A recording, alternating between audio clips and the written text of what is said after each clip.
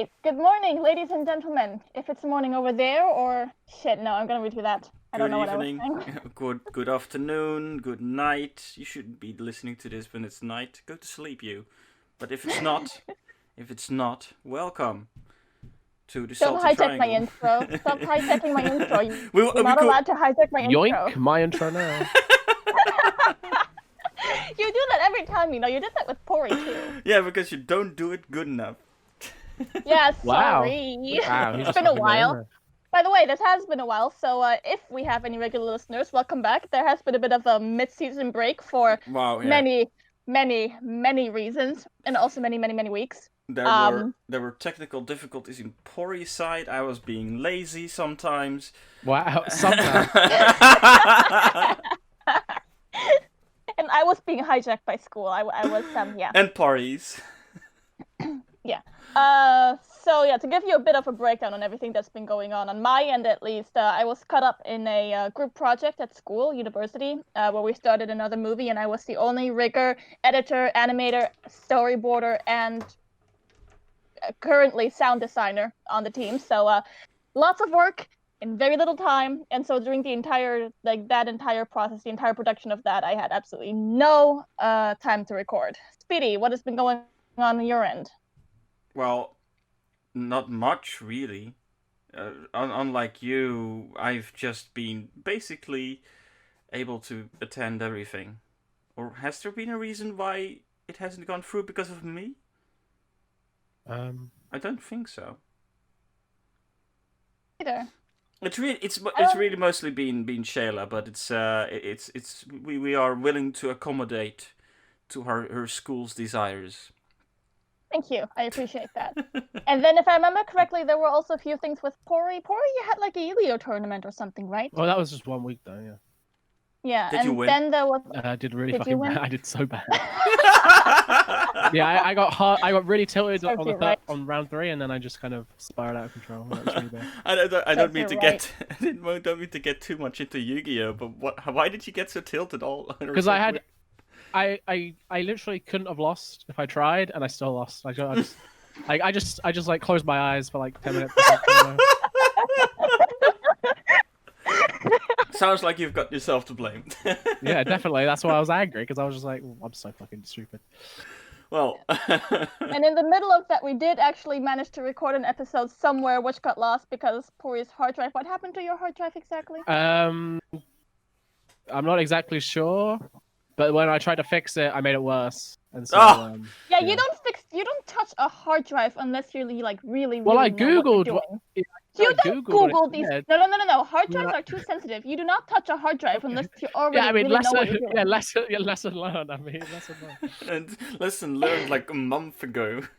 Yeah. That's why I didn't touch it. I mean, I was like, okay, I'm done.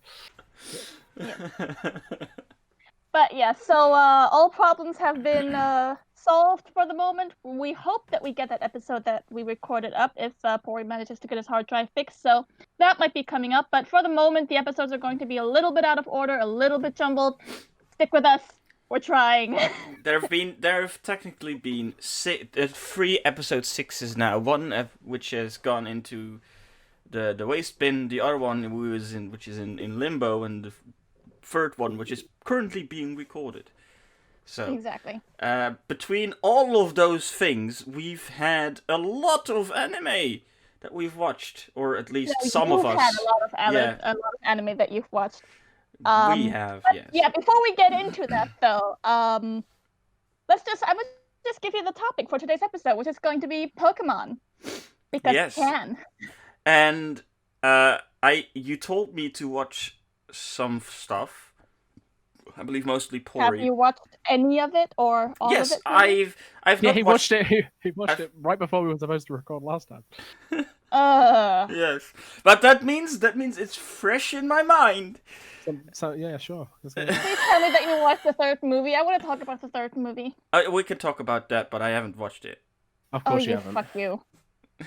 Go to hell, Speedy. No, I've watched Generations, and I've watched Twilight Wings, and I found out, which was buried in my memories last time, that I had also watched Origins quite a while back. But we can talk about my experience watching those things when we move on to the topic at hand itself. First, I feel like when we start with the anime that we have watched, we should start with the ones that we've watched from last season, because it's been months. And the new season has started. Yes, the new season has started, but I want to round up with all the stuff from last season that was worth it. And I think we have our man Pory here to give us the judgment on all of it. Give it away, Pory. Or no, take it away. Is what you say. Don't watch any of it. You'll be disappointed. Don't watch From any last of season? Not even Horimiya? Yeah. No, it's Yeah, just... once the Horimiya part is over, it's just not enjoyable anymore. And then there was Mushoku Tensei. Yeah, I mean, it's just like too much touching children for my liking. So. Right. Yeah, I do hear that it's a very horny show. So yeah, this is going to sound a little weird because we've discussed these things previously, but you're hearing the end of this before. Yeah, apologies for that.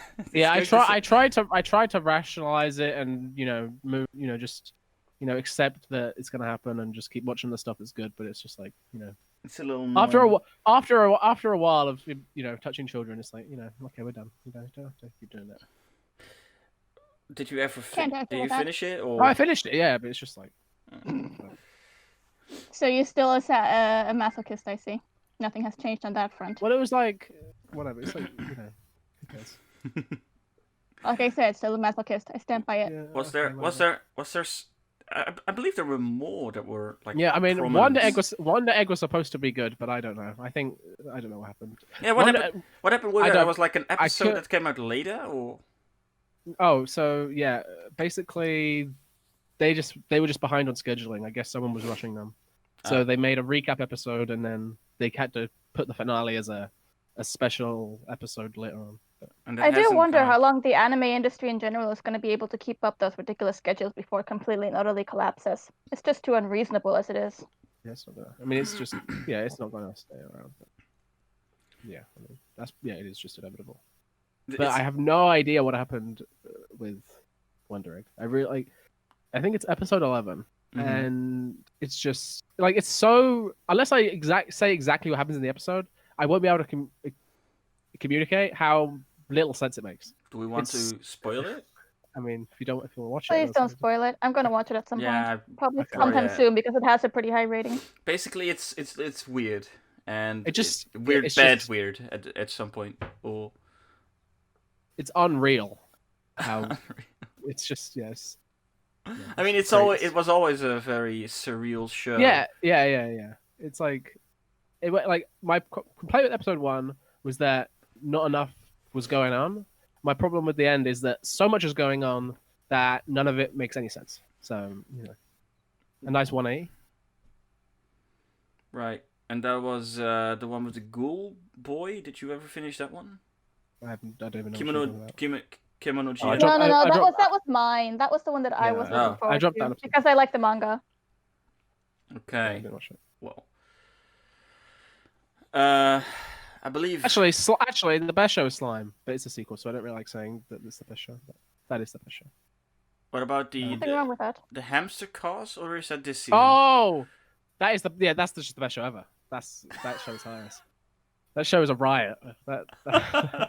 So last time we talked about this. Honestly, it might be Anime of the Year. Like, what's the name again? Pew Pew Molka. Pew Pew Molka. Something that most people probably never have heard of. And it's a short form anime about hamster cars with people inside them, and it's really funny. It's really funny. It's so funny. Apparently, there's some lore in the show as well, which is hilarious. But apparently, like that hamsters evolved to be cars. That's so hamsters don't exist anymore, and that's really funny. It does sound fun. It is very funny. Yeah, they have to go back in time to find it out. It's hilarious. Oh my god. Yeah, it's very funny. Oh, you're kind of convincing me here to watch it. It is fucking. It is a riot. Really. Go watch it. It might be anime of the year. Like, ironically. How many episodes? Like 13 episodes. Like It's free per episode. Yeah, Pro- it's like, probably it's able like to. yeah. You can watch it in Yeah, within an hour or something. yeah, it's like 40 minutes maybe. Well, with that said, then we can move on to this season stuff. Yeah, season's bad too. Yeah, I mean, what are the standouts? What are the standouts? I mean, I'm quite a bit behind, but the shows are like fine. The problem is it's just like every show is just another show, but not as good as the show that it's pretending it is. For example, we have the 300 years of slime farming show. It's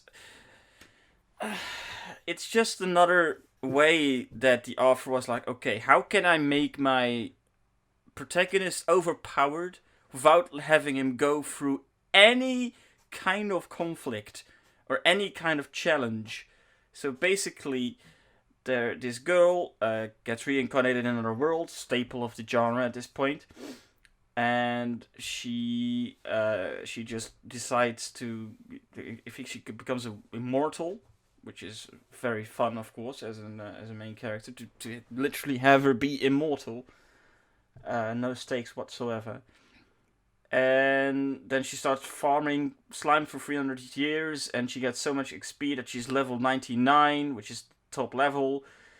But dialogue. I mean, I literally know someone who who played Kingdom Hearts and literally like stayed on Destiny Island for just the very first world until they were level 99. So people do that. It's possible, but at the same time, you don't have to write a story about every single person. Some people are just not fun to write about. But it could be fine if it was written well. But I mean, the show is supposed to be a. But Isekai, what do you expect?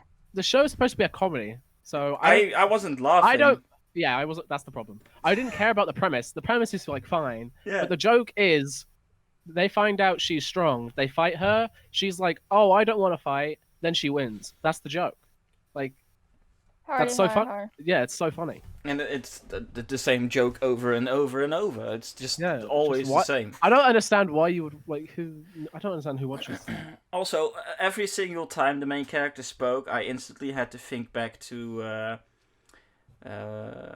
what's the name of that anime again?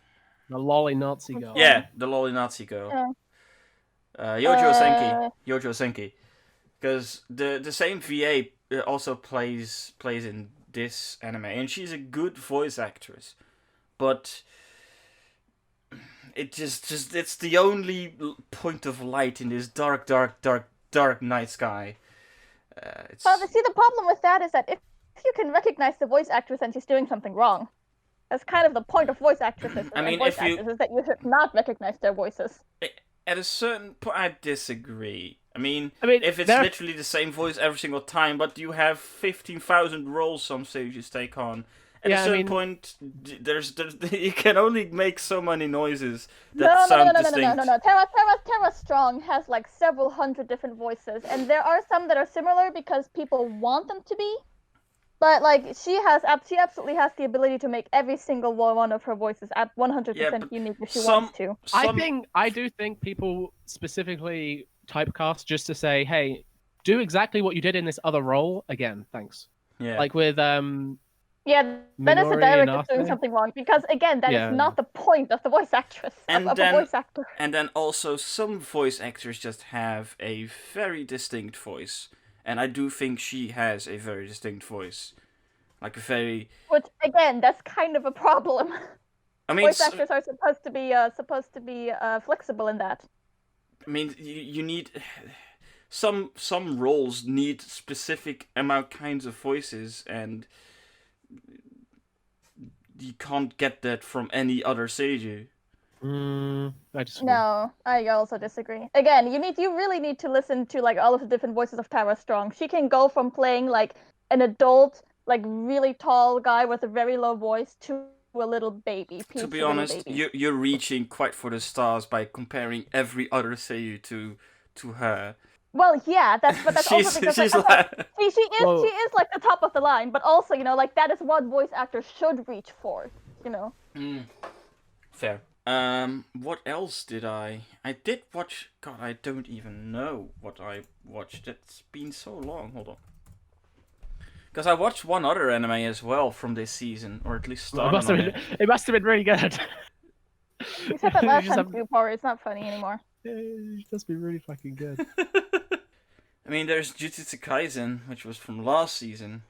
Oh, I'm gonna be watching that one next. I'm probably gonna be starting that tomorrow. That's literally like right the next one on my list. Oh, maybe that's anime of the year.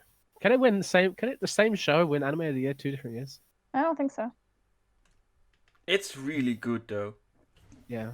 It's really good. So I hear. It's like, I mean, how do I? It's shonen, of course. At this point, it's like it's saying it did the shonen formula the best is kind of like True. saying water is wet, though. If you're talking about good shonen in the first place, it definitely deserves its spot as one of the best shonen that are currently of the current I age. mean, you don't have to try and convince me. I'm already on board with watching it. Yeah, no, I'm not convincing you. And I'm pretty sure you don't have to convince anyone else either, because it's like the hottest shonen out there right Yeah, now. probably. You guys know what it's like, so it's fine. Anything else that you've watched, Pory? We're still on you, Speedy.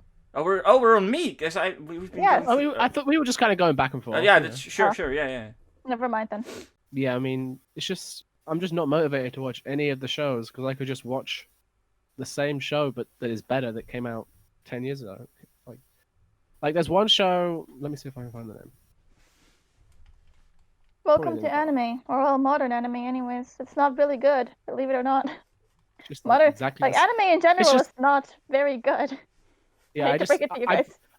On Mal, you can put little notes next to the shows, and my note for it was, it's Snow White with the red hair, but if the show looked worse, the characters were worse, and the story's not as interesting. Like, And which show are you talking about specifically? I can't find it. Like, clearly it doesn't. Clearly it's so generic. I can't find. Oh, The here fact it that it's bad stayed more in your mind than is. what it was Yeah, about. It's called The Saint's Magic Power is Omnipotent. There you Oh go. boy, that sounds. Oh, it is an isekai as well. bad. Yeah, that is true. Oh, Because of course it is. What isn't these days? I do remember one other show that I watched, which was Pretty Boy Detective Club. Oh, that show's pretty. Oh good. yeah, you do like your detectives, don't you? I do, and Nakers and some other people in my Discord just were posting screenshots of it and looked really pretty. It was promising. It has potential to be something fun. At first, because I think it's no Siyoshin or whatever, the writer of Monogatari. Oh, is it? I didn't know that. Yeah, I believe so. I know Shimbo's directing it, but I didn't know if it's in this. Oh, or yeah, It actually makes a lot of sense of it, isn't it? It is. It's at first I thought it was like Oran High School Host Club, that kind of thing, but worse. I mean, it has boys in it, so I mean, It has. that's the only thing that's similar is that it has boys in it. I mean, it's a club with a bunch of boys and one girl coming in who is not in love with any of them at the start. She's like, I hate I hate beautiful things, so I hate all of you guys. And then they try to find something out for her anyway. And at first I was like, okay, well, I need some kind of I need more personality from these characters. They establish some kind of stereotypes for all of them. Just the stereotypical stuff. But then we did get at the beach, and we did get like a conversation that went a little deeper than normal. And I believe from that I was like, okay, well, Okay, Speedy. A little deeper than normal, or a little deeper than normal for anime standards? I imagine a cute boy show. Yeah, Are you imagining? Yeah, a little bit deeper than that, so not very deep. Okay. It showed potential. I don't know if it's actually going to be good, but I mean, it's very pretty. it's so, very pretty. If you like visually pretty shows, you're gonna love this one. They Ish. try. Yeah, their I best. need a little bit more than visually pretty Yeah. these days. Visually I mean, pretty alone doesn't quite cut it anymore. I'm just happy Shimbo's back. He hasn't made a show in like 3 years, so What did you think of? Did you watch it already, or? I watched episode 1. Yeah, I Yeah, was like, me too. the whole time I was like, wow, I'm really glad Shimbo's directing this because if it was anyone else, the show would be unwatchable. You're a fan. Fanboy. I mean, it is like it's not very good, but you know he makes it work. He makes it work. Yeah, I believe. I don't like Shimbo's style very much. Why not? Yeah, entitled to your opinion. Do you really want me to go into that? That's gonna be a full-hour dissertation if I start. Give me the short version. There is no short version. Give us the abstract. You do not understand enough about films for me to give you a short version. Okay, but Broad assumption, but at least on my part, it's correct. It's also going to be correct on Pory's end. Yeah, that's definitely right. Well, let's move on then. We can talk about Shimbo another time in more depth. I did watch with Pory March Comes In Like a Lion both seasons, and it was phenomenal. I'm glad I watched it. That was one of a kind, really. I don't think I've ever watched something quite like it until now. Though I didn't cry nearly as much as Pory seemed to do. Yeah, I cried. I think I cried like Was 16 times or something. Like, pussy. yeah, That's fine. I mean, I didn't expect to cry that much, but I was just like fucking crying over everything. Every episode. No, I mean, It's 44 every 2 episodes, so 16 times. It's like once every 3 episodes. Yeah. But then again, it's really good. I can still think of multiple moments which were just made a very good impression on me during the show. I'm probably not going to cry though. But to be fair, that's not the fault of the show or even the fault of you guys, because I mean I just insulted you, but the truth is, like I just don't like. I'm lacking that basic empathy part that makes me to be fair, other people's pain. The first time I watched it, I didn't cry, and then this time I cried 16 times because. No, Pory, you don't understand. I have literally never cried at any show, book, movie, TV show, you name it, ever. That's pretty crazy. Yeah. Yeah. No, that's actually crazy. Yeah, I just lack that empathic part of my brain somehow that, you know, like makes me understand that what I'm watching, like, because the reason why people cry at this is because despite the fact that they consciously understand that, you know, what they're watching on the screen aren't people, subconsciously they don't understand that, right? And so the empathy part of their brain lights up. So when these people go through pain, you know, they experience part of the pain with them, and that's what makes them cry. And that part is missing for me somehow. Like there is nothing there that, you know, like makes me live through their pain with them. I understand on both the conscious and subconscious level, at least I think that's what's happening, that those are, you know, just characters on a screen rather than actual people. Maybe you're just emotionally repressed. Or maybe I'm just a psychopath. Well, no, that would actually make me a sociopath if I'm lacking empathy more so than a psychopath. Yeah, I'm pretty sure 1 in 100 people are psychopaths, so it's pretty likely that you're a psychopath. No, there's a difference between sociopaths and psychopaths. Oh, sociopaths, yeah, sorry. Yeah, you're right, sociopath. I believe it. I do too. I'm nasty enough to be one. Yes, you are. Thank you. Yeah, no, every Monday when we watch this, I came out of it just in a complete, very calm, melancholy kind of state. Which is, I mean, for me to just feel different after watching 6 episodes of a show doesn't happen often, so it definitely did something to me. Though crying, I had to wipe away a few tears from the corners of my eyes here and there, but there were no tears rolling down my cheeks. But that's nothing to say about how good this anime is. If I had to arbitrarily put it in all the other anime that I've ever watched, probably 4th place. Probably, yeah. If I had to think about it real quick, FMA is before. I mean, animes, manga, whatever. It's really good. It's really good. But now we are watching Paranoia Agent, which, well, quite a different experience, to be honest. I don't fucking say. It's a weird one. Isn't the writer Chiaki K. Konaka? No, it's Satoshi Kon. No, that's the director. Oh yeah, that would explain it. Satoshi Kon and Chiaki are like the two big, like, the horror, creepy writers in the industry. Although it's kind of sad that Konaka hasn't written anything in a long, long time. I have no idea who they are. Okay, you know who Satoshi Kon is. Yes, I do. You're watching a show. Yeah, Konaka is the guy who wrote amongst others, Serial Experiments Lane. That's what he's really known for. Yeah, I did watch that, yeah. Also, Digimon Tamers, which is known for being the weird, creepy, fuck over your children version of Digimon.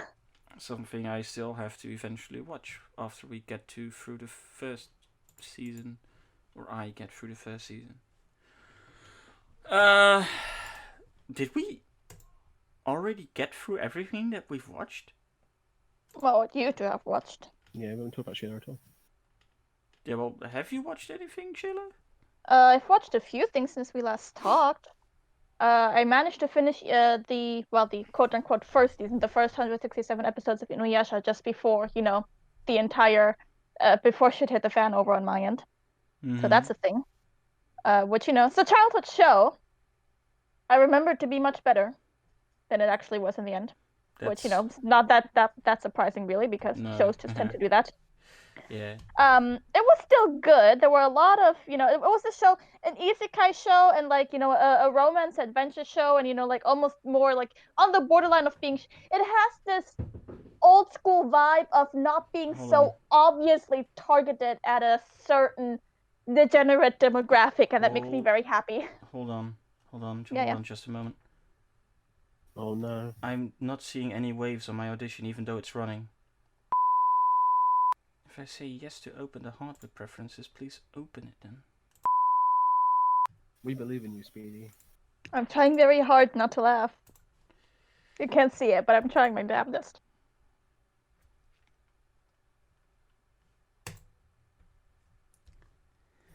Yeah, if you click it harder, it should work. Yep, now it's working. Okay, well. Cool. Where were we?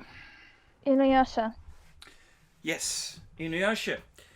So the beautiful thing about Inuyasha is it has this nice, 2000s thing where anime are not, obviously geared or at a certain audience or made by a certain type of degenerate, and it's just, an actual the storyteller knowing what they're doing, just wanting to tell a good story, right? Now, Rumiko Takahashi does have problems, especially in the characterization department and in the character development department, and it shows a lot in Inuyasha, hence why I watched it in German, because they actually give the characters personalities in German, which they do not have much of in the Japanese version, sadly enough. But yeah, so it's a lot better than most anime coming out today, and even then I remember it being a lot better than it is than watching it now. I've become very disillusioned with anime in the last year or so. I'm almost kind of wanting to go into another hiatus just because I'm getting so sick of it. Oh, you should then. Yeah, maybe we'll see. Don't get burned out. Who knows? Maybe something good is coming up. I'm gonna I have a few apparently good anime coming up to watch. Jujutsu Kaisen is on. It's right the next on the list. Wait, let me have a quick look. What else am I going to be watching soon? Oh yeah, Kaguya-sama Season 2, Monogatari Second Season, Skate the Infinity, Sword of the Stranger, a little movie called L'étranger de la plage, which is a French title. For some reason, don't ask me why. I like movies, including anime movies, so yeah. Monsters coming up, which is also an older one from 2004. So you're hopeful. Yeah. Yeah, I mean, I'm gonna watch through these. They're all really high rated, have lots and lots of people saying good things about them. If that's not gonna cut it, then I might just go on a hiatus. Or probably no, I'll probably go on a hiatus after, like the podcast is over, done and over with. But yeah, Inuyasha was good. Enjoyed it a lot more than I thought I would. While at the same time being a lot less good than I remembered it, but I expected it to be worse just because of, how disillusioned I have become with anime in general. It was just really, really refreshing to, see just a storyteller wanting to tell a good story rather than, somebody trying to fulfill whatever fantasy it is, whatever power fantasy it is that they want to fulfill at the moment. So yeah, that's nice. What else have I watched aside from Inuyasha? None of you two have watched Inuyasha, have you? I tried to watch it way back. I was quite bored with it after 6 episodes. I think I watched 6 episodes. I remember the last episode. The last episode I watched was when Inuyasha had to fight Sesshomaru. I think he's called Sesshomaru, his brother. Yeah, Sesshomaru. Where did Pory go? Oh no. Hello. Yes, hello. Well, I think Pory can't hear us. Pory, No, can you hear us? Oh, okay. Never mind. He can hear us. My ping was really high for a second, but it's back. Okay, good. Cool. Cool. What was the last thing that you heard? Inuyasha. Well, the last question I asked was, have any of you two watched Inuyasha? Right, and that's when you found out, right? I answered it, and then you found out Pory isn't answering. I think it was something along those lines. So, have any of you two watched Inuyasha? No. Yeah, no. Yeah. Well, you said you did, but the reason why you probably didn't like it is because, again, Rumiko Takahashi, all of her works after Ranma 1.5 have a problem of, her characters not really having a lot of personality, aside from her main characters. Mm-hmm. Inuyasha, even in the Japanese version, has is overflowing with personality, but everybody else is just kind of not really. So that does kind of make it boring to watch in its original version. I can see that being a problem. I need to just watch it again. Maybe. Please try it again. See how I look at it now. Yeah, sure. So yeah, I watched that. Oh yeah, just after the last episode, or I think our attempt to do the last episode, I'm not sure. I watched Parasite, the Maxim. Oh, how did you like that? Yeah, it was. It had its moments. Let's put it that way. But yeah, no. Overall, it was a very immature show. It was immature writing. It was people who don't know how to put together a story, especially the first. Oh my god, the first episode was such a mess. I almost dropped it right then and there. Just because everything was so all over the place. I was restructuring it in my head as it was going. It was Shield Hero levels bad, is how the first episode was. That's just how much of a mess it was. And then, the typical, asking all of these angsty teen questions without really having an answer for it or without really going into any of it. It was just immature is the best way I can describe it through and through. It did have some standout moments because, they never really compromise on, the hand thing. I forgot what its name was. Being, basically Kyubey. Migi. Yeah, about Migi basically being Kyubey or Kyubey being Migi. I'm not entirely certain which one came first. Just kind of unfeeling, completely logical, without putting him up as the big bad. Just kind of being there doing his thing. So that was nice. In the end, what I really liked about Parasite is that Migi starts out being the non-human, but becomes more and more human as the show goes on. Whereas no, he doesn't. He doesn't really. Yeah, no, he does. He definitely does. And then no, he doesn't really. And then the main character becomes less and less human as the show goes on. That's true. The main character becomes less and less human and grapples with that. But maybe in contrast, humans better. Maybe he understands humans better, but he stays his own logical, unfeeling self. Maybe it felt that way because the contrast between the two characters got kind of flipped, because the main character did like a personality flip, and maybe the juxtaposition of that just made it seem like Migi became a lot more human all of a sudden, so to speak. But maybe not. I mean, that is a possibility, but Migi stayed himself up until the very end. At the very end, like when he did like self-sacrificial thing because he ended up liking the main character, that's when he finally became a bit more human. And then he ended up becoming a bit more. And they did that. They did that ending that was done in a movie once. I forget what it was called. It was a pretty big movie about I don't know. Pory, how much do you know about movies? Not a lot. So there's this one movie that got pretty big that is all about AI and, like basically AI helpers, but they have so much personality that people actually fall in love with them. And they ended up all banding together and becoming like a bigger existence and then just disappeared off the face of the world. So Parasite obviously, ripped that off. But, that's fine. I'm cool with endings like that. I like that ending. I like that trope. But yeah, overall, immature is the best way I can describe the entire show. I don't even know how it ended anymore. I don't remember how the end, what the end that's was. That's exactly how it ended. Migi was like, yeah, like I have to think about things, like I saw and like I experienced these things that are more than I am myself, so I'm going to disappear, just trying to contemplate all of that and figure it all out. That was the ending. Bit open-ended. Yeah. Not bad. Yeah, like I said, I'm fine with endings like that. Anything else? Oh yeah, I just finished JoJo's Part 4, Diamond is Unbreakable. How was that? Because you've been rather critical of the previous parts. Well, it was the best JoJo so far. I actually enjoyed it a little bit.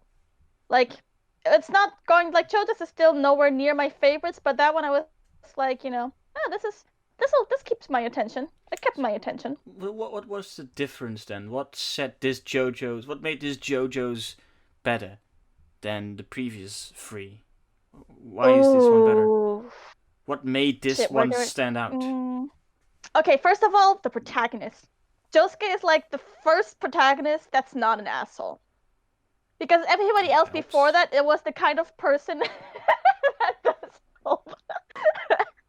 every protagonist was the kind of person where, people who don't understand women think that's the kind of guy that women want, but women don't actually want that kind of guy. It's the kind of bad boy that like the guys all want to be because that's what they adore and they think girls also adore that. But that's not the kind of bad guy that girls adore. Not at all. Pory is typing. They're just assholes. They're not there's nothing interesting or cool about them. Especially like it was especially hilarious, like in Jotaro's case, like part 3, Jotaro Kujo.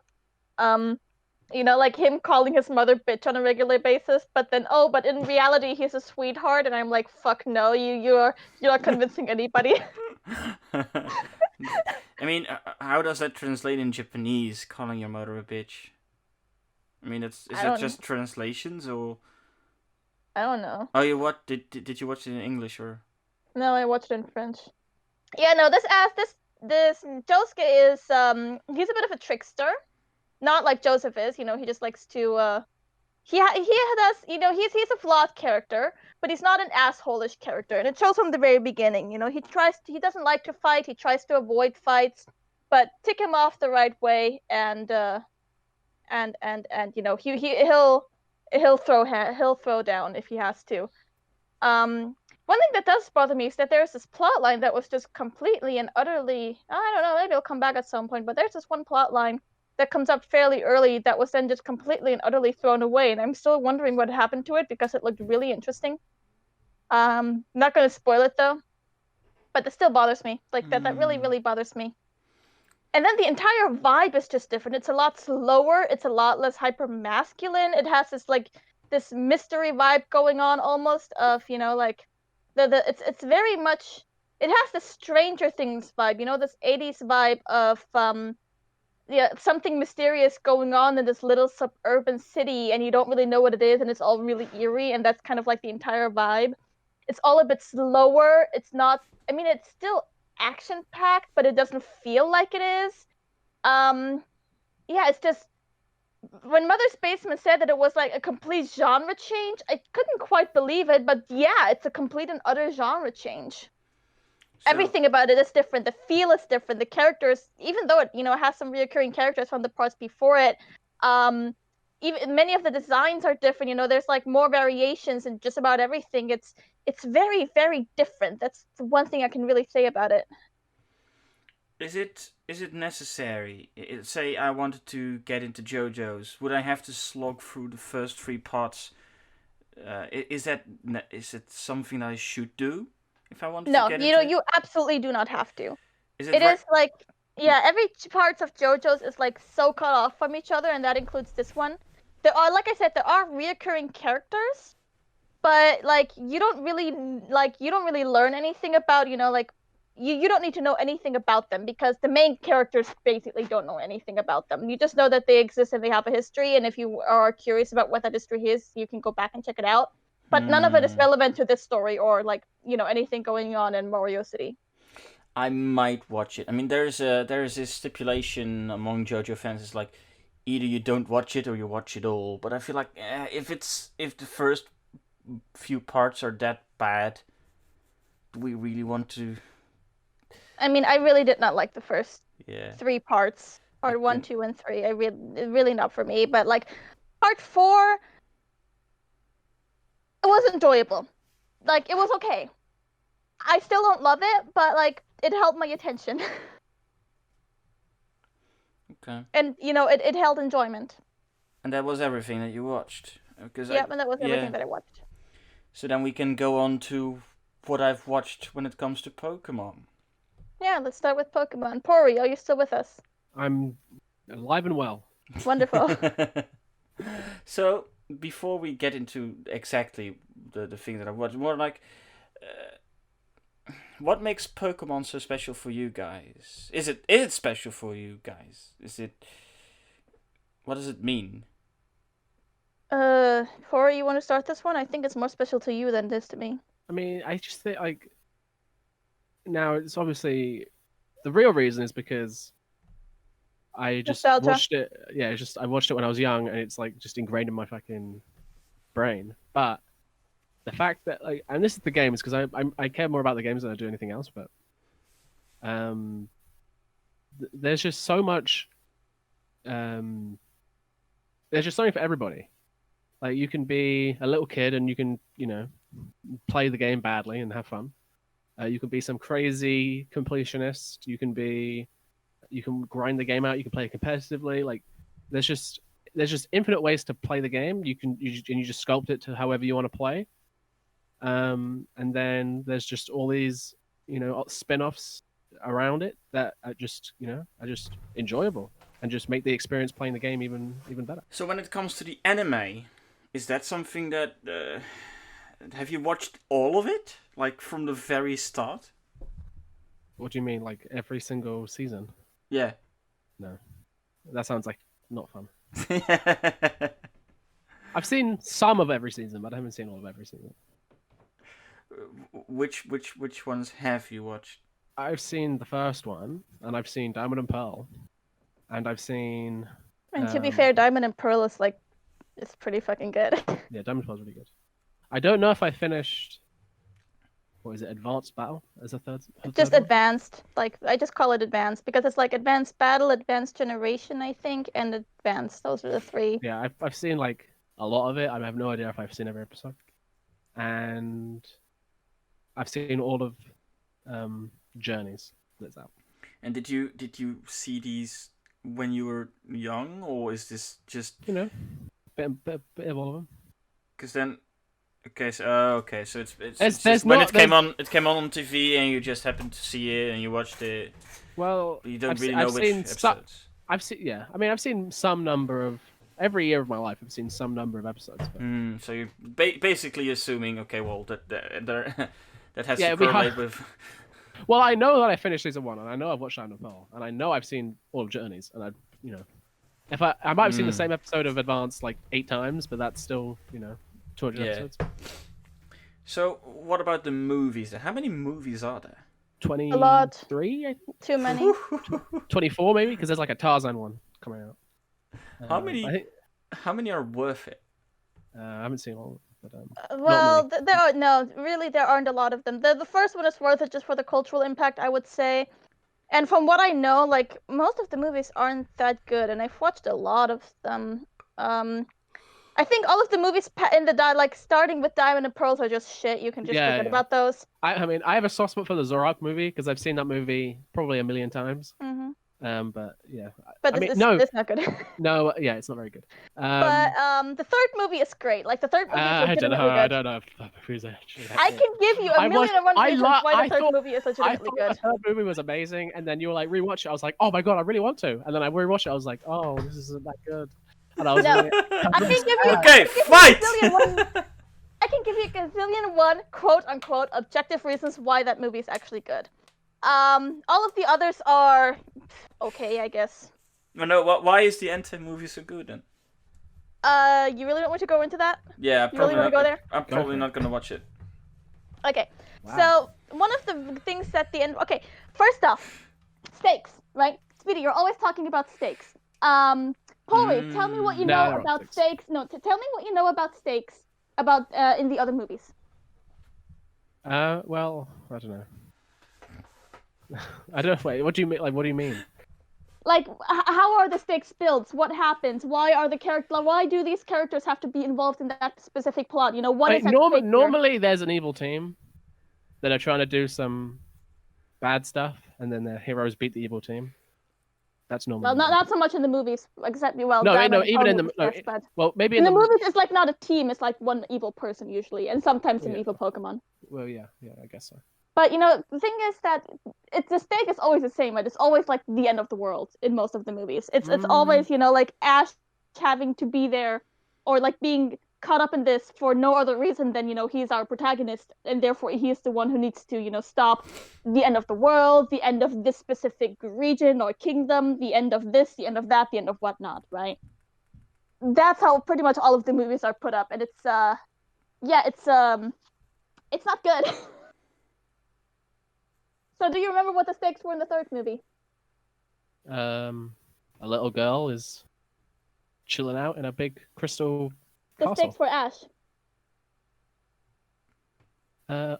His mum's got kidnapped, yeah. Exactly. The stakes for Ash is his mom. It's a very, very personal reason, and he doesn't have to get involved in it, but he decides to because his mom's on the line.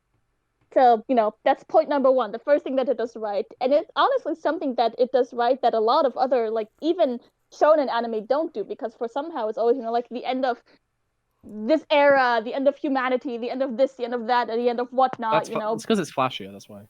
Yeah, because it's flashy. But in this movie, you know, it really dials back, and it's really just, you know, this personal story about, or part of it is this personal story about Ash wanting, you know, to save his mother. His mother, who isn't even in danger because, and here's the next amazing thing, the antagonist is a little girl. A little girl who is traumatized by having lost both of her parents, takes all of that, you know, all of that trauma, all of that sadness and sorrow, projects it onto, you know, this larger-than-life Pokemon, which, you know, is basically, she thinks is her father coming to life because her father has always been playing this Pokemon for her since it was one of their favorites, both of their favorites. And thus, you know, what basically creates her own little perfect world because it's something that she never had with the help of the unknown. And that is the antagonist. It just so happens that the things that she wants are in direct disposition to the things that, you know, Ash and his posse want. Which, you know, it's kind of amazing. You don't see that a lot. Not in anime anyways. Especially not in children's anime, and certainly not in shonen anime or action anime. There's that, and then I'll go like straight toward the intro. Let's just start with the intro. One of the intro's the best part of the movie. It is pretty fucking good, yeah. But what it does really, really well, and it keeps that theme throughout the entirety of the movie, like, you always have this thing of, you know, this kind of a problem with Pokemon. Technically speaking, everybody's like, yeah, Pokemon is fun. It's supposed to be fun. It's supposed to be a sport for everyone. But then on the other hand, you have these battles where all of these Pokemon are getting, like, really, really, injured and hammered, and it's so serious. This movie does a really good job of selling the fun part. First of all, in the intro, because that first battle, it looks like they really sell the point that each and every single one of these characters, Pokemon and trainers alike, are just having one hell of a time, like battling and sparring with one another. But even then, throughout the entirety of the movie, what happens is that, things do get serious. They get serious for the characters, right? For our main characters, Ash, Misty, and Brock, because they want to save Mom. But the little girl, she's still having fun. That's still her point, right? With every single battle that she goes into, every single thing that she does, she just wants to have fun a lot. And so it really sells that that entire theme of, Pokemon is really just, or Pokemon battling is really just something where all of the people involved and all of the parties involved are supposed to have a good time.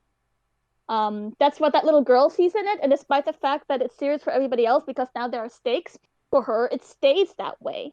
And that's actually also kind of amazing, the fact that for one party involved there are no stakes, and for the other party involved there are all the stakes. And so it shows that disposition between, what the first movie tried to do of how are Pokemon supposed to battle versus how it's actually happening. They are supposed to battle like the girl does, and what's actually happening is, battling seriously with high stakes on the line like Ash and his friends do. I don't think I agree with that interpretation. Because the little girl is not having fun. She's fucking miserable. Yes, but she herself is miserable. That's true. But in this, like, the entire reason why she builds up that world, with the help of the unknown, is because she wants to have fun in this world. She wants to live her life. Reality. Yeah, she is escaping reality. But in the battles herself, she's having the time of her life. In her escaped reality, she is having the time of her life. Which, by the way, is also amazing. Just how they tackle, the trauma and the escaping reality aspect of the little girl. Like, again, how many times do you see that in children's shows or even in shonen shows? It's always about tackling things head on, and and those who do escape reality are being forcibly brought back, which she is also. But the fact that she needs to escape and that she is so miserable is absolutely recognized, not as a bad thing that, she needs to stop, but more as a tragedy that comes from her situation. I could, do you want me to continue on? Because I could go on with this for like another hour or so. No, seriously, just say the word and I will continue. I just don't really agree. I just think nothing happens. So what is that why you don't like it? It's just there's nothing going on. Yeah, it's just maybe it's I just have the expectation, like she's saying there's stakes. I think when I was like 7 years old, I knew that there was no stakes. Like the stakes. There are stakes. They're just different. They're more for the personal. characters. Yeah, but I don't.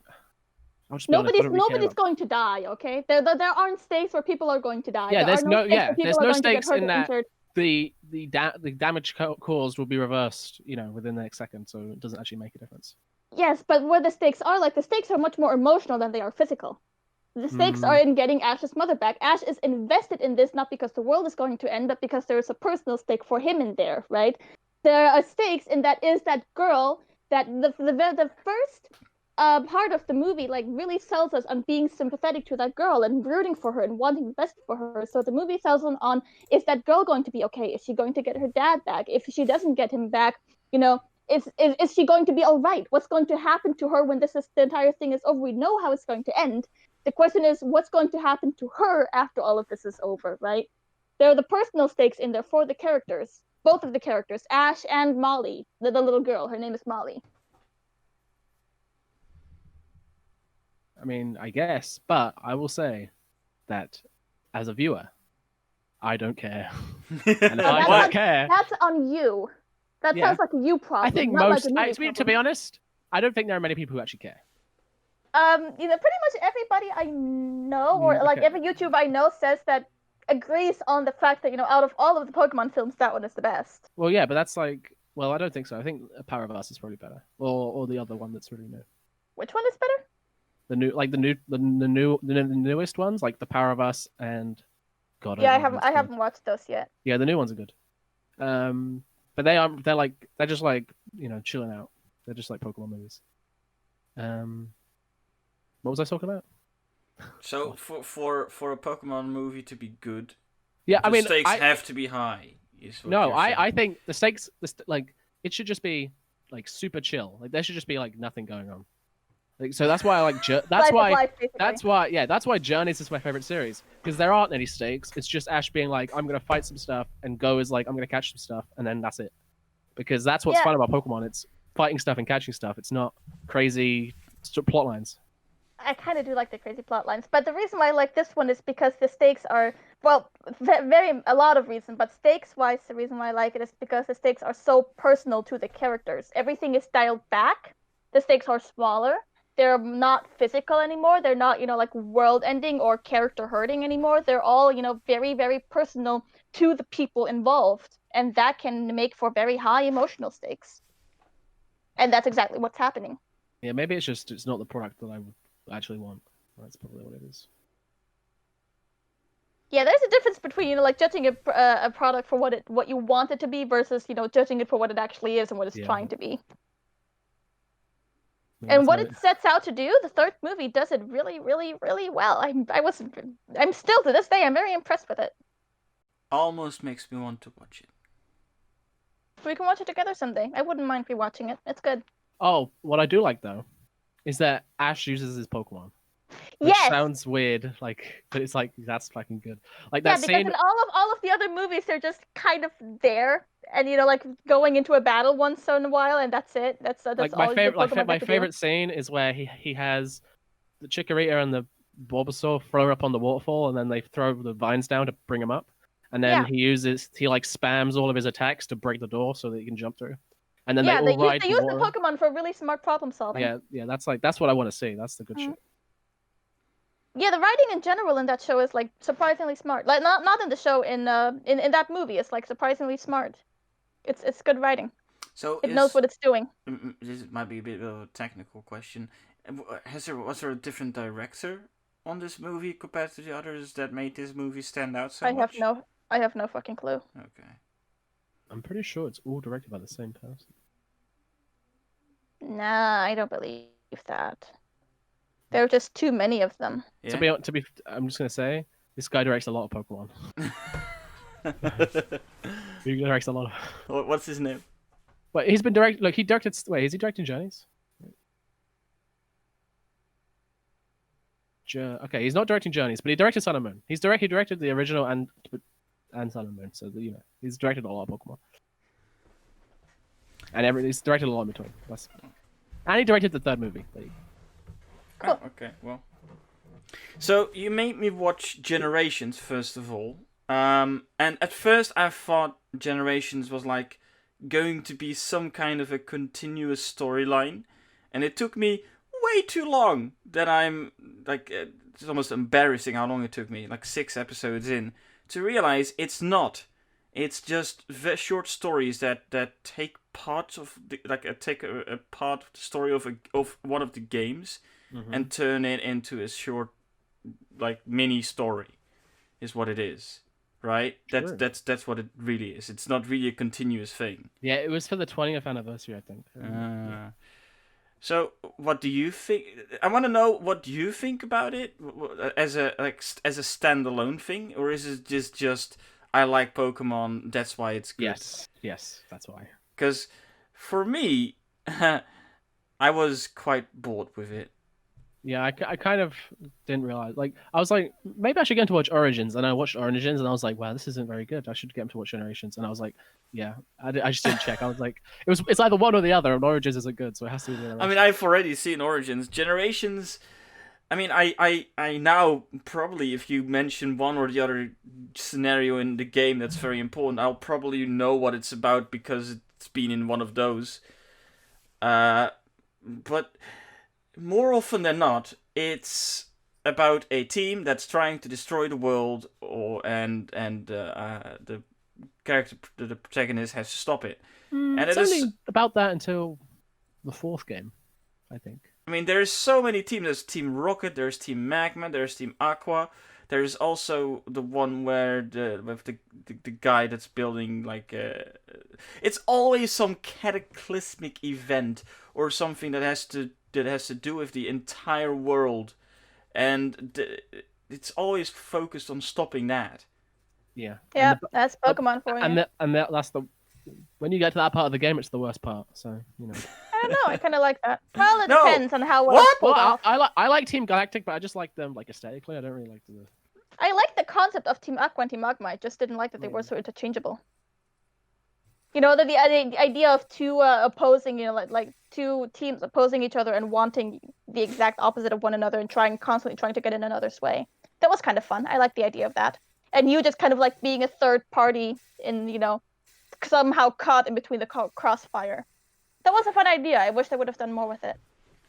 I just feel like after two plots of trying to overthrow the world, or take over the world, or destroy the world, it kind of gets boring and samey. Like, oh, I've seen this before, except it's a different team or a different professor that's trying to do this. It's always the same thing. That's why maybe the games aren't really for me either, because the plot is always the same thing. I mean, the plot is really not what you play the games for. Don't get me wrong, I do enjoy the plot, but like that's not what if it was all about the plot, nobody would play the games. The games are then mostly focused on the Pokemon battling. Yeah, the games are about whatever you want them to be about. Exactly. For me, the games was always about the exploration part. I used to be a big competitive guy. Don't really play competitive anymore because Sword and Shield is a terrible game. But yeah. I'm not. Yeah, maybe it's because I'm stupid. You are stupid. Yes. Yeah, that's the reason. Yeah, we figured it out. I can't for the life of me figure out any kind of strategy in Pokemon battles. I can't. There is barely any strategy. It's just wrong. Really, there's really only only strategy when you get to like the really, really high level Exactly. stuff. Like after the champions, basically. No, I mean you make the tough stuff yourself. Yeah. The way games are meant to be easy. The games are meant to be easy. Yeah, the way you play the game is you just grind up enough so you don't have any problem winning any battles. That's the way like 8-year-olds play and they still lose. That's actually genius. And they can be as over leveled as they want and they can still lose. That's actually genius. I mean, I barely lost anything, and the moment I started losing, I was okay. Now I've got to grind. But I hate grinding. I hate grinding in any kind of game. It's horrible. Well, what I do when I have to grind is that's when I go Pokemon hunting. And instead of constantly running away from battles, I just defeat every Pokemon until I have all the Pokemon I want. I want to progress. Kill 2 birds with a stone. I want to progress. Once I have Pokemon that I like, I want to just let's get through the story. Let's get through this game to the end of it, and then it's finished. Yeah, see, you're going back to the judging it for what you want it to be rather than taking it for what it is. So basically, Pokemon or anything like it is just not a game for me. Because it could be if you were to, again, take it for what it is instead of, being so focused on the plot, just taking a step back and seeing what else the game has to offer. Because Pokemon has a lot to offer. I mean, anything else that it has to offer is just not what I like. That's because just you're not trying. You don't care. That's why. I mean, he can have a preferred gaming experience. I don't think you have to say you have to like the game the way I want you to like. You don't. You have to like this game because it's a different way than. No, there are literally a million and one ways to enjoy a game like Pokemon. But if he just plays games for the story, then he won't like Pokemon. That's fine. But that's not when you play game. Oh goodness gracious! Fine, whatever. I don't like grinding. I like to. You don't have to grind. You really don't. So how do you go through Pokemon without having to grind? Then explain to me like I'm 5. You play smartly. That's how. You win. That's not an answer. Both of those are not answers. What you do is you don't play badly and then you don't lose. I don't know what to tell you. Here's how I did it. Like, or how I'm currently doing it because I'm currently going through Emerald again. What I'm doing is I have my starter, and I have my team, right? My starter, I have them go up against every single trainer, and that gets my starter so stupidly overpowered that I have to be careful not to level up too fast because badges only give you so many levels. That's what I did as well, yeah. then when I'm going through the wilderness, aka when I'm not going against trainers, that's when I go through the rest of my team. I don't run away from any Pokemon, like I go through it. I look for all of the Pokemon in that region. And until I have them all, you seek it out. You seek every single one of them out in every region. Yep. So you have like a chart that says, okay, this and this and all these Pokemon can be found here. Yep, can be found in that route. Okay, exactly. And then you fight each and every single encounter. A lot of them are exactly the same one. Because not you really. don't... Well, they have different spawn really. rates. Yeah, they have different spawn rates. So sometimes you fight like 20 times the same one because you can't find the one that you're trying to find. I mean, Emerald at least isn't that bad. I mean, like Emerald is pretty good on that. What would the fun in every single thing having the same spawn rate? Yeah. I mean, I get that. It just why? So I mean, you're trying to get everything. That's fine. That's something that already I wouldn't do. Because... I mean, I'm doing that because I can, because I've played that game so many times, so I decided to play it that way. Is that an important part of your strategy? No, you don't have to do that. No, it's not. Okay, fine. Then we can continue. Then don't have a problem. Okay, fine. Then don't do that. Just while you go through, an area. Don't run away, which is what I do. Yeah, exactly. Just don't run away. And also, you can do it run away. Well, yeah, not if you don't want to grind. I recommend against it if you don't want to grind.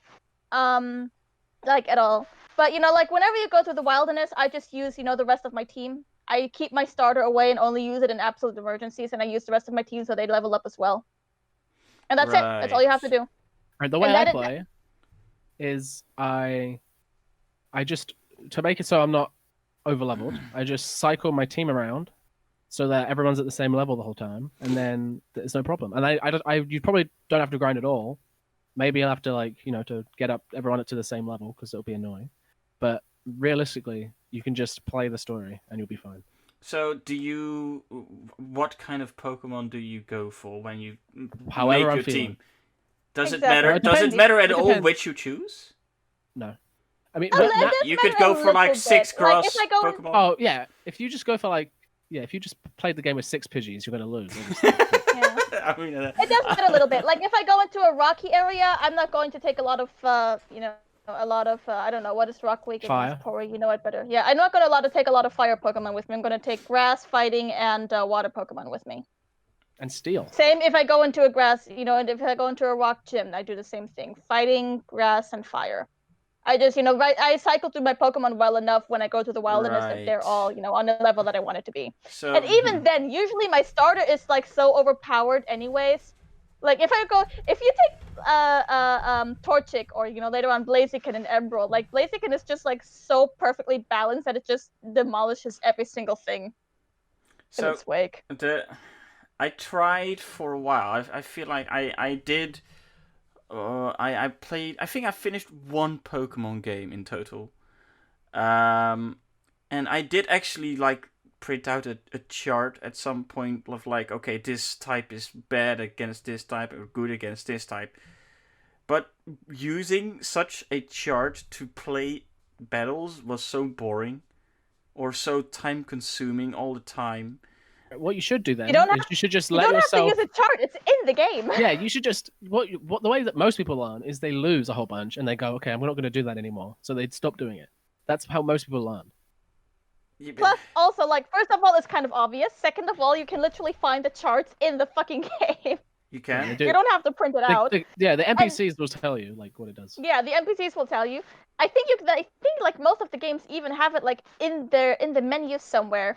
And then the third thing is that, honestly, some of these are just so stupidly obvious. I mean... for example, poison type. What are the weaknesses and the strengths of poison types? Okay, poison types are weak to psychic and ground. And psychic? Why psychic? How is that? How is that? Because I said most of them make sense. Not all of them make sense. Okay. It's like alcohol. If you have good mental capacity, then you can drink more alcohol. So Sheila, I see. Alcohol is poison. There you go. There you go. I'm sorry to disappoint you, Pory, but that's not how alcohol works. No, it does actually make sense in the game because you need to kind of have a balance. So if you know most of the things that do make sense, then the only things that are leftovers are basically the ones that don't really make sense. They're, you know, Right. okay, these don't have a lot of things they're weak against, so they're going to have to be weak against, the only things that still make sense, or that the only things that are left. So Figuring it out is like, but like if you're blind, if you haven't played the game before, figuring out is what's fun about it, because you're like, oh, I need to do this thing. That's like the whole point. It's like a puzzle a little bit. But I don't know when I lost. I barely lost, but when I lost, I was like, is this because the types were wrong, or maybe I did the wrong moves, or You probably did it wrong. honestly, I didn't know sometimes it's what just I bad did luck. wrong. Honestly, sometimes it's just bad luck. I'm not gonna lie. I mean, yeah, that's possible, but realistically, you probably just played badly. I mean, Yeah. And also, like, I the mean, game makes it. If you couldn't figure that out, because the game makes it really, really, really fucking obvious why you're losing. really? Like, the game couldn't make it any more obvious why you're losing if How? it tried. I mean, Like, if you lose it's one not battle, very obvious. if you lose mean, one like- battle, does the game tell you exactly why you lost the battle? Well, no, but when It's telling you why you're losing while you're playing. Yeah, it says it's not very effective and it's super Yes. effective. There you go. For example. Okay. It also gives you the levels of, like, both your Pokemon on your opponent's Pokemon. So if you're under level, then that's the problem. It also tells you how many Pokemon you have and how many Pokemon your opponent has. So if you know that Exactly. they like, I don't know what else you. Yeah. Like I said, it couldn't make it any more obvious if you tried. If you And- keep spamming attacks at it that just aren't very effective, then You're you're gonna not lose. going to lose. Do you guys use anything other than direct attacks in any kind of battle? Because I that's mean, what I usually. Generally, for stories, you don't need to be honest. Yeah. Yeah, for story you really don't have to. Because I the like only to thing use I did things was that just confuse attack. the Pokemon sometimes. Like, things that confuse the Pokemon or paralyze the Pokemon or poison the Pokemon are great. Those I use once in a while. But, like, aside from that, no, you can just spam attack. Yeah, if it's super effective, Attacks. you'll win. Like this. Okay. Exactly. Well, I mean, the obvious thing, of course, but does fire beat water or water fire? Because Water beats fire, obviously. Seriously? I mean, no. I just told you If that the you types are have obvious. if you have a puddle of water and a raging fire, the puddle of water is not going to survive. But the other way around as well. Do you really think that a handheld console has so But much also- power that it can go up and They can beat each other. Let's take that analogy. Okay, so a puddle would be like a level 1 horsey, right? We have a level 1 horsey, and a raging fire would be a level 70 Charizard. Who's gonna win? The Charizard is still gonna win. So Yeah. I don't. Okay, well, fine. True. See, there you go. But the obvious things, of course, generally you'd be able to find. But I don't. It's been. I don't know which game it was. I think it was the one with the green-haired N. I think it was N. Black and white. That's a good one. that's a good I one. finished that one. That's the only Pokemon game I actually finished. I bought more than that actually. I have more, but I think the one after that I bought, but never finished. Black and white. 2 is the next one. No, it's not here. I don't know exactly which one. Maybe 2. Maybe there was a remake. Emerald. Oh, no, not Emerald. Well, Emerald didn't get a remake, but Sapphire and Ruby did. Yes, Omega Sapphire Ruby. and Ruby. I bought. Yeah, I Omega bought, Ruby and Alpha Sapphire. I bought the remake of that one too, but I never finished that one. I have Those about are my favorites. 3,000. I have about 3,000 hours in RS. They're so good. Like, the Ruby and Sapphire, both of them, like the originals and the remakes, are just so good. Maybe I should try it again. Yeah. I have a Switch, so it shouldn't be. Oh, too... wait. Okay, don't buy Sword and Shield. That game's really bad. Just wait until.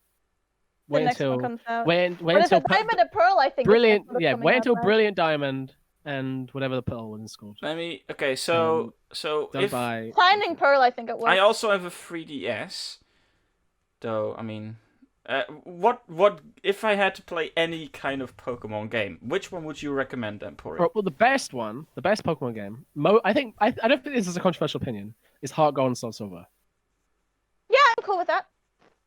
But that game's really expensive because everyone wants it. Wait, what? So Which Heart one? Gold Price and Soul... of it. But Heart Yeah, Gold and Soul whatever. Silver are for the They're all pretty DS. good. Can you play DS? Yeah, you can play DS games on the 3DS. Yeah, I think you can buy them in the store, Mm. or in the 3DS store. How many are they? Like, price? How much are they? Like Oh. Pokemon card prices. Oh no, it's Pokemon. How do I see? Where do I see eBay? eBay, Amazon. Yeah, Amazon is probably Pokemon best to start off with. Heart Gold's version. Collectible. From $194. Yeah. What the fuck? Yeah, it's expensive. What? I mean, in all honesty, like those games are like really, really fucking good. So I can understand. Shit. Plus, they're out of print too, so there's that. Because the DS is no longer a thing. Neither is the 3DS. I see. The one thing I have to mention though is like there's a lot of But Speedy. yes. Speedy. There is this game. There is this website called Play Emulator. Oh, where you can emulate the games. I know. All of them, like the story not games, just the all battles, right? You can Just battle each other, right? With that. No, the entire game. The entire game. The entire game. Is that- Everything up to the DS era. You can emulate. I think I've gone there before and tried the first one actually, but I never finished that one either. Well, the first one is it's a little weak. Okay. It has cult status, but it's weak. It's a Okay. weak game. It's not very good. So what makes every single different game worth buying if the core gameplay of battles is what's the driving factor behind the games? Is it just the new Pokemon? Are there tweaks? For me personally, it's the sense of exploration. You can just about anywhere at any given time, and just figuring out the new place, the new Pokemon, finding new things, the map, talking to new so people. to see. Yeah, for me it's the map. It's like the ideas of what do they do with it, because every map is based on a different location. What about I found Black and White especially fascinating because it was the first one that was not based on a Japanese island. It was based on New York, and I'm like, okay, what are they gonna do with New York? This is fun. Huh. I didn't know that. Yep. Pory, are you? And Galar is not Galar is Galar is based on the UK, UK. and Kalos is based on southern France, northern France. So, that makes things fun. Really? What about you? What about you, Pory? What do you like? What makes you buy every single game again? Is it the map? Okay. Because if the core gameplay is just I've tailored my experience a lot. So I like to play both versions, and I like to do a blind playthrough just because I want to see how the franchise is going, because I'm invested in it. Mm-hmm. And then I like to do a shiny Nuzlocke, right? Shinies being very rare. Yeah. Oh yeah, Pawns. that's right. You said you're a shiny hunter. I'm never gonna get that. That's just so frustrating and unrewarding. It's like playing the lottery, but you don't lose any money. I mean, fair. There's like no reward in there. I mean, at you all. lost Playing Shiny money Hunter by is not for me. money by buying the game. You're right. I did lose money by buying Sword and Shield. You're right. And I Just bought that bad, huh? and I bought the DLC too. So, Why would you do that? Investment in the franchise. yeah. I was really No, proud. that's on you. I was like, they're gonna. Okay, look, I'm gonna have to rant about this. So I love shiny hunting. The only shiny hunting method in Sword and Shield is bugged, so you can't do it. And then the bug has been known since the game's release. Okay, and there have been 2 DLC, and they didn't fix them in either of the DLC. How are you selling a product that you just like throw away? It doesn't make sense. They probably don't want to fix it. It just pisses me off. It's like, what's What's the bug? What's happening? it's just you're supposed to get increased odds at 500 of the same species seen, Oh, but you just okay. don't. You just don't get it. Oh, it doesn't work. Or no, yeah, it just doesn't work. So Well, that's so like the idea of shining hunting is the more you do it, the easier it becomes. Yeah. So it's like a time investment, and eventually it will pay off after so many hours. That sounds So- absolutely horrible. That's the type of So- grinding that I just couldn't and wouldn't. yeah, a lot of methods have like chains. So the longer that you chain for, the more likely you are. Chain. Yeah. So like you do 1 encounter, it's the same rate, and then 2 is slightly higher, and 3 is slightly higher. Oh, okay. Yeah. Some of them have there's one where you move through dimensions, and the further you can travel in one go gives you higher rates. So like, yeah, it's just dimensions. What are we? yeah. What You do you jump, mean? you jump through wormholes in Sun and Moon to get to other, That's Oh. kind of cool. Yeah. Kind of like in like Rick and Morty.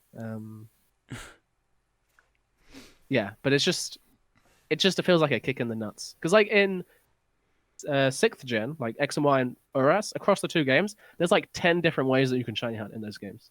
In Sword and Shield, there's 2, and one of them is broken. So it's just like kind of a piss take, but. But then, so you come back to the games because nostalgia factor and because you like shiny hunting. I like shiny hunting. It's like... I also like playing the game competitively, but I only really play. I don't play. I like 6th gen. The meta in 6th gen is super fun, super competitive, super like it rewards skill really well, and so does 4th gen. So I play those two a lot as well. What sets the meta? I don't want to get too much into competitive Pokemon playing. What decides which Pokemon are good? How you... what decides which Pokemon become the meta? Is it just... does some player just figure out mathematically which Pokemon work the best together in one team? And then everyone copies that person? Well, generally the thing that people care about the most is speed. That's super important. Why? Because you go first. Oh, so okay, you just have more tempo. Okay. Just speed. So that's generally, it's either you're trying to be as fast as you can, or you're trying to play something that doesn't care that your opponent is faster than you, like something like that. Right. So it's like some Pokemon are just naturally more fast than others, or yeah. Okay. Usually, it actually says even you can look it up in the stats which ones are fast and which ones aren't, and you can usually figure it out. Like, even like not playing competitively, the Pokemon that goes first is usually like, or when you start a battle, the one that goes first is usually the faster of the two. And then of course you have things like flying types in general are pretty fast, electric types in general are pretty fast. But then some have special abilities, and again you can literally look it up in the stats, which ones are fast and which ones aren't. And those that are very fast have, tendencies to evade a lot, so they're kind of hard to hit. And they always have, or almost always have, the first move in the battle. So basically, the speedy Pokemon are just generally the better Pokemon for battle. Well, they're basically not necessarily, but they're probably what you're building your team around, because being fast is just so powerful. I remember, like, there's this one post about this Pachirisu where the Pachirisu managed to break the whole meta.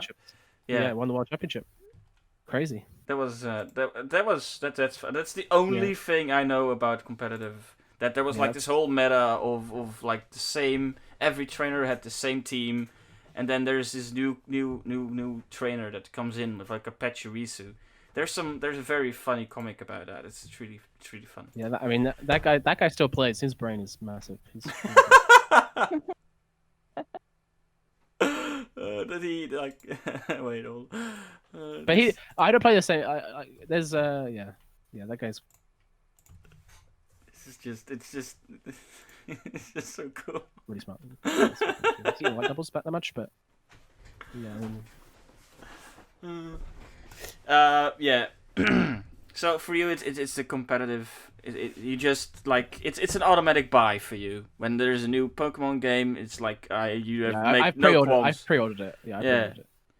Okay. I've actually pre-ordered Brilliant Diamond as well. Like it was pre-orderable, so I pre-ordered it. It was pretty much that simple. And so the money for that. I mean, I just have I don't spend much, so I just kind of accumulate money. Yeah, that's true. You don't have to spend shit. You still live at home.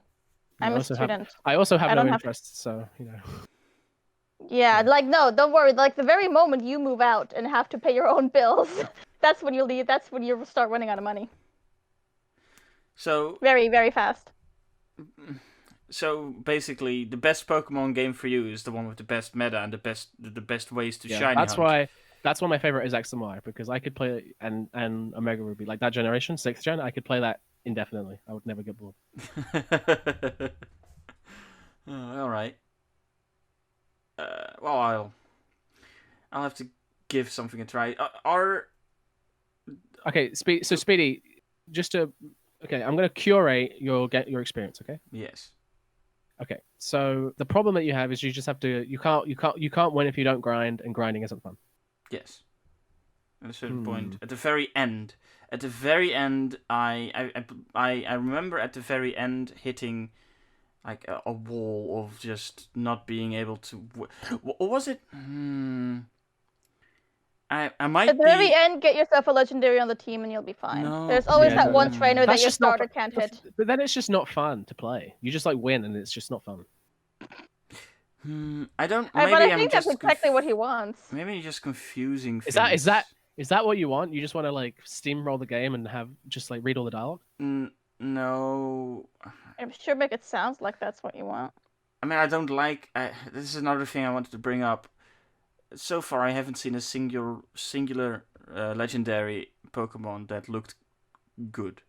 The design. Wow, that's a hot take. I haven't seen a single one that wow. looked cool. I haven't seen a Oh my god, someone that's I so liked. bad. Maybe That's so Zapdos. sad. Maybe Zapdos.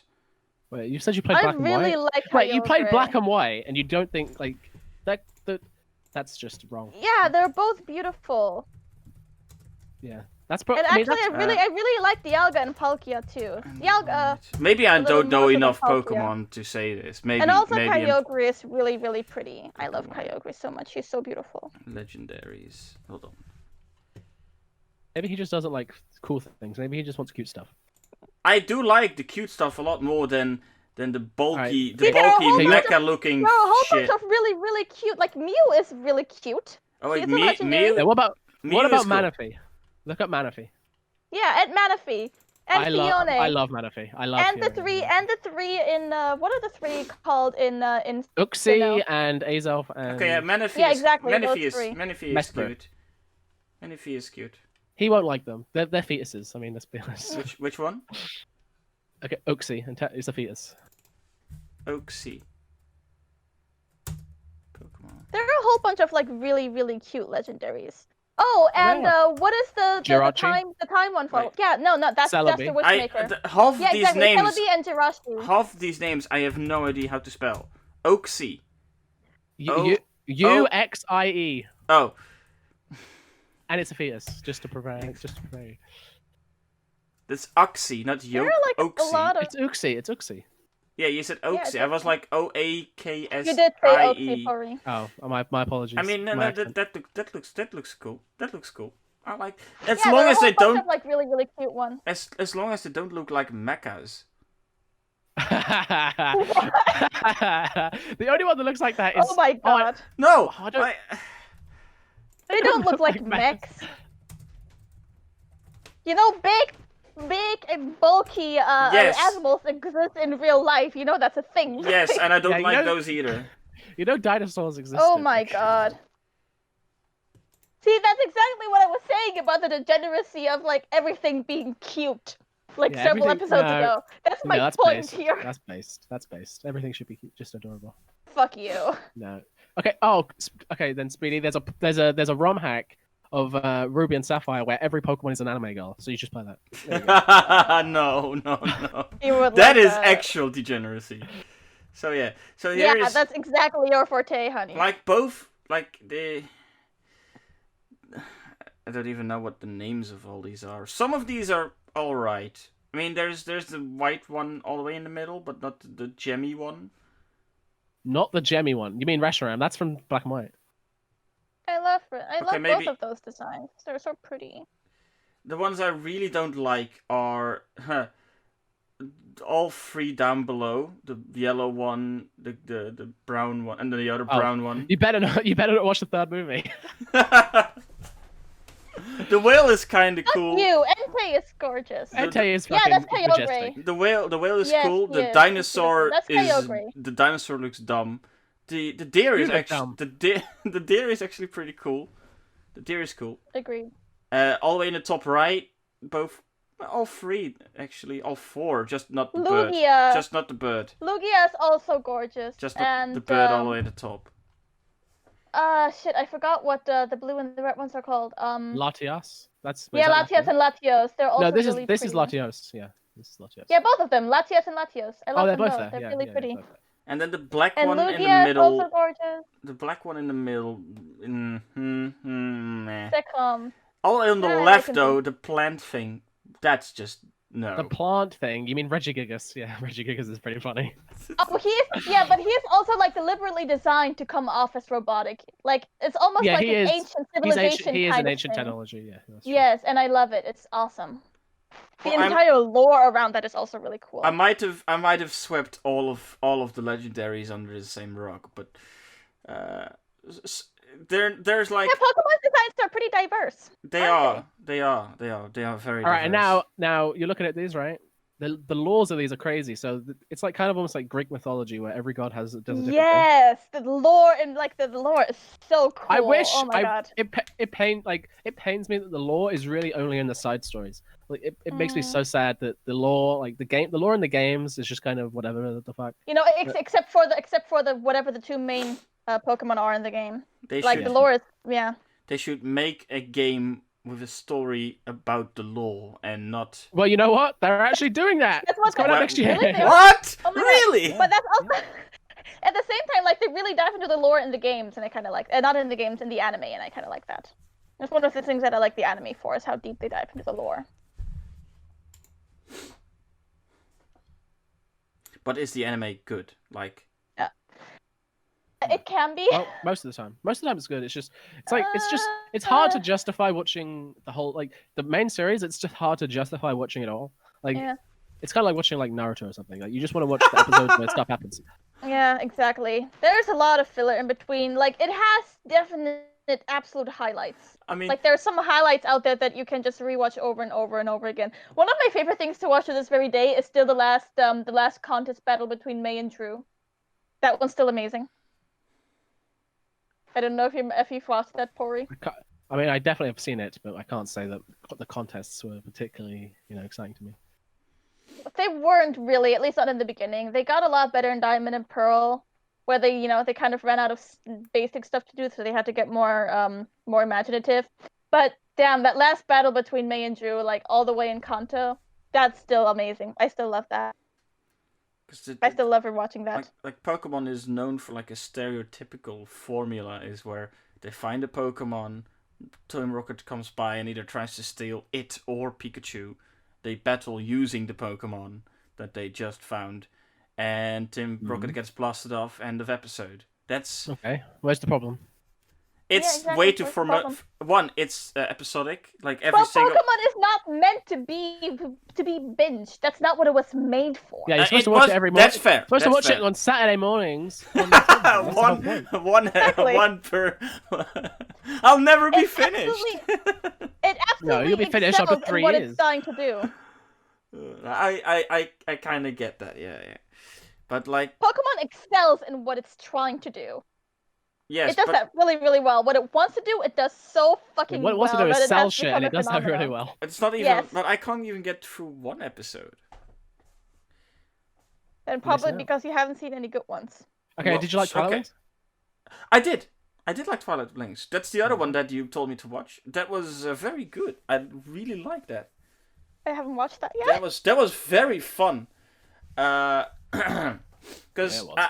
it almost feels like the main character of the show is the. I mean, it is kind of the courier, right? Yeah, that's the point. Yeah. When the show finished, the Twitter account posted like the most important character in Sword and Shield, and it was just the taxi. Wait, is this based on what game is this based No, on? Sword and Shield? Sword and Shield, but that's the worst Pokemon game ever made. Just don't play it. Just it didn't come out. This It wasn't- some it of wasn't these released. characters are really fun, like the ghost one. That one. Yeah. That one. I like agree. Yeah, but the episode characters with in the game ghost don't one have was really good. personality. But the problem is, characters in games don't actually have much personality, Ah, the- which is kind of sad. It's just. Some of them do, but most of them don't. he is. I just wanted to know more about the ghost one. Why is he wearing the mask? It's a girl, but Oh, I'm it's pretty sure it's- wait, Because it's a it girl. can. I'm pretty sure it is. Does The it problem matter? is she has a mask, it on, so it's hard to important? tell. Yeah, that's true. Is it really that important? Does it matter? Probably doesn't matter that much. You're right. See? Alistair. Wait, that's the Could name. be. Yeah, that doesn't help. That could be either, depending on how you Wait, write That's it. fair. That's fair. Alice, E-R at the end. That's the character's name? I clearly didn't remember Sword and Shield. What the They're fuck? also using he as a Ghost, Gym Leader, Sword and Shield. But their design is really cool. Their name is Alistair. Oh my god. Sword and Shield is so bad. Wow. What a terrible game. Why is Alistair a bad name? No, I don't. It's not. not. It's just that that's it's how just little he that- remembers about the game. Yeah, it's crazy. Like for some of the games, you could take a screenshot of a particular just like when you get an item in the game, it's just a Pokeball on the ground. You could go to a particular Pokeball on the ground and ask me what item it is. I could tell you for some of the games. So the fact that I don't remember this character's name is just a joke. Like, and he's like one of the gym leaders. yeah. I mean, I only remember B because she's hot. I can't remember the other ones. Oh, I remember Nessa as well because she's hot. Nessa is a thing, and Leo is a. I mean, I only remember people from Twilight Wings. That's the only. I think that's the best way to enjoy Sword and Shield. Just watch Twilight Wings, and you'll have a much better experience. It's crazy that like the worst game has the best show. Like, Be like that sometimes. It was really fun to watch, and it almost made me want to. Like, okay, I want to see more of these characters. Like, especially the trainers, because they were the relationship between them seemed like it could be really fun. Like, how do these gym leaders? You need to read the manga then. How do you need to read the manga because the the manga have like all of these really really cool dynamics between all the different gym leaders. Yeah, that sounds much more fun than seeing like a challenge. That's maybe that's just the kind of story that I seem like I want to see more of, but like the interconnections between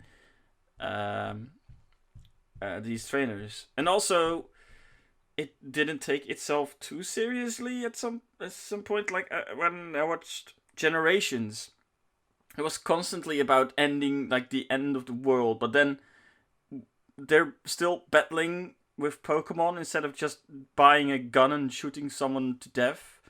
Or it's just so. I mean, it's a kid show, so it makes sense. But it's such cartoon villainy kind of vibes going on, and the fact that in one of the first episodes of Generations, they are storming the house of this Giuliano, the leader of Team Rocket, right? What was his name? Wasn't it Giovanni? Oh, Giovanni, not Giuliano. I'm thinking of the ex-mayor of whatever. Doesn't matter. And there's a lineup of these SWAT teams, and then there's this Pokemon in between. It's so fun. Yeah, that just wait. But then in the end, the Pokemon was the only thing that did anything. The rest was useless. Why do they even bother? Why do they bother with SWAT teams if everyone has a Pokemon? Well, someone has to tell the Pokemon what to do. And also train them. You know, it's kind of like how ask the same question as why do drug teams have certain trained drug sniffing dogs on the team if the people aren't actually going to do anything. It's the same logic. So you only need the trainer, not the SWAT team. Well, again, Pokemon what is the team going to like? What are the Pokemon going to do if the team trainer doesn't tell them what to do? It's like just how the world works. That Yeah. Pokemon aren't very smart. It is true that it's a suspension of disbelief thing, but if you can rule with that one thing that like once the Pokemon are domesticated, they're not going to take action by themselves. I mean, then that's the one thing you have to roll with. I mean, I'm not saying that. There were like 50 guys there for one Pokemon, and there was like 2 Pokemons there. Like these SWAT team guys with shields and batons, they didn't even have guns. I mean, because guns aren't really like allowed in Pokemon property, I think. Like they had also just in Japan in general. Yeah, they got the episode that has a gun in it got banned. So yeah, exactly. So it's just kind of funny to me, and it does suspend. It doesn't work for me. No, I like The whole agree society, that the whole society, that it's just a little too cartoonish. that's why that is the reason that I like. It's just like they're just chilling out. They're just playing with some Pokemon. Yeah, but then at least, I mean, I don't mind that per se. But when you're talking about the end of the world, and they're fighting with Pokemon, that's just such like. They would probably be laughing at us about like, why are they not using Pokemon? Why are they using this weirdest weaponry when Pokemon could just obliterate everything? Just if you shoot one person with a gun, you could just and then the Pokemon with the gun. Guns don't exist. It's if you wanted to destroy if you were trying to take over the world, being able to control the god of one would probably be pretty good. No one wants to take over the world except maybe one or two people in control of Russia and China. More people would try if they could control all of space. Yeah, agreed. Plus, throughout history, people have constantly tried to control the world. Yeah, that's true. You, Speedy, the alleged history buff, should know that better than any of us here. I know, but I also know there is no point to it. Because the moment such a person dies... You know that, but a whole bunch of people don't care, and they're like, I'm gonna try anyways. Yes, but that doesn't... I mean, sometimes it makes for a good plot, but every single time, it just, at a certain point, it gets old. I'm not talking about a plot, I'm talking about real-life history in our world of people who have literally tried to take over and rule the entire fucking world. It happens time and time again. There were certain empires that certainly came close to a certain extent, like the Mongols, the British Empire, the Spanish Alexander the Great, Caesar. But I don't. I mean, maybe I don't know enough about Caesar. Were there other historical figures, leading figures, that were quoted as saying, "I want to rule the entire world"? Because I feel like they want to rule more and more and more. But the whole idea of world conquest as a concrete goal is, frankly, ludicrous. Well, I mean, there are people who have, wanted to take over the world because they thought that they were going to, put forth their, the world is immoral and they were going to solve it, right? Like a lot of religious stuff was like that. Yeah, that's fair. The USSR is like that. Yeah. And there is actually and then there are just people who are like, we're not going to rule the world. Like, the world really belongs to us. That's a whole bunch of kings who are like, yeah, I'm like the chosen one. I'm like the son of gods or whatever. So, the world belongs to me. Hence, I'm going to just, claim my right. Such as, for example, Alexander the Pretty Alright. Sorry, who? Alexander the Pretty Alright. Alexander the Great. Alexander the Pretty Alright. Just a little joke from Sheila. Why did you put a British accent on there, huh? No, I didn't. No, I did. Speedy did. Oh. You trying to make fun of me? Yes. Yes, he does. Don't we always? Pory, I hate to break it to you, but it's very easy to make fun of you. What's your problem, bait? Bait. What bait? He misspoke. Mate. What? He's fucking mad. Look at him. He's also, mate is Australian, not British. No, to be honest, my accent lends myself pretty well to the British accent. It's just true. You are scarily British. There's reasons for that. Right. Taking over the world is something that has happened on a regular basis throughout all of history. Just it makes sense that people would take that and put that into fiction. I guess, but and in the games, the reason that they do it isn't just like they wake up and they're like, I'm just going to take over the world. Like, they do have a motivation. They have a motivation for it, but it's hard to... Again, going back to Sapphire, Ruby, and Emerald, they don't even want to take over the world. They just want to, release whichever legendary Pokemon their team side is on and be like, let them do their thing, because they honestly think it'll be better for the environment. I think Lysander is a good example, where he wants to reset the world because he wants to preserve beauty. So, I mean, got some crazy I moral guess direction. it's just every single time it's such a cataclysmic thing, and like for one kind of story I get it, but it's one big thing and then another big thing, and I mean, you don't have to play Pokemon for the story. Like, there's literally nothing telling you that you got. It's like Breath of the Wild, like you can go straight to Ganon and straight up, like just go and defeat him. But you can also just not do that and spend the next 600 hours, looking for Korok. I mean, this is something that I didn't feel as much when I was playing the games. This is something that I purely experienced only when watching Pokemon Generations. Oh, okay. That makes sense. Yeah, I agree. I don't think I said Pokemon Generations because I wanted to make sure that you were like, you just understood what was going on.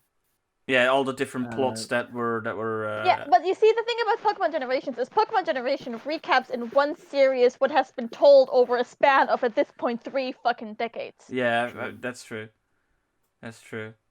Well, it doesn't. It's technically not the whole story, but because like when you're playing, when I played Black and White, I think it wasn't Black and White, the one with N. Yep. That's Black and White. I was like, okay, well, I'm feeling the story. I'm into it, and it was about what was it about? The N was like he thought he could talk to Pokemon, and he really just wanted to protect them because he understood that Pokemon battling. Yeah, bad. and he was like a prince, or the enemy, like the antagonist was a king. No, they're like LARPing. They aren't actually. Oh, they were LARPing. They aren't actually royalty. They think that they have some, divine issues, divine right to be, in charge. But they aren't actually like an ex-monarch who's they're delusional. They're delusional. Oh, that's what it is. It's a cult. It's basically a cult. Yep. Oh, well, okay. I don't remember that. By the way, it's also pretty cool. Also, this is getting kind of late. One more question about this. So there's like always a final four, right? Yes. Sure. How is it explained that once you beat them, there's only one person? That's the champion. The champion. Yeah. Yes. So do these new four people just then come back after the champion? How is this? Well, I don't understand the question.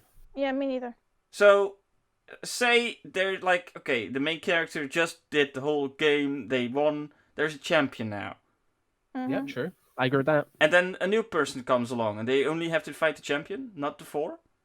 No. Anybody who wants to fight the champion any given time. Yeah. Well, usually, technically speaking, how this is supposed to work is that after you beat the Elite Four and the champion, you're basically the new champion, right? You have to go to the Elite Four to get to the champion. Okay. So anybody who wants to become champion needs to go to the Elite Four again and then beat you because you're the new champion. But since you're the protagonist of the game and everybody else is an NPC, that never happens because in Sun and Moon it does happen. So in Sun and Moon you are the champion, and people will like, will come up to you and want to beat you because they want to be champion. And what if you lose? Do you have to go for the Elite Four again to win? No, you don't. What happens then? Oh, I don't want the title after all. Here, you can have it. Well, so maybe it was just a dream. Who knows?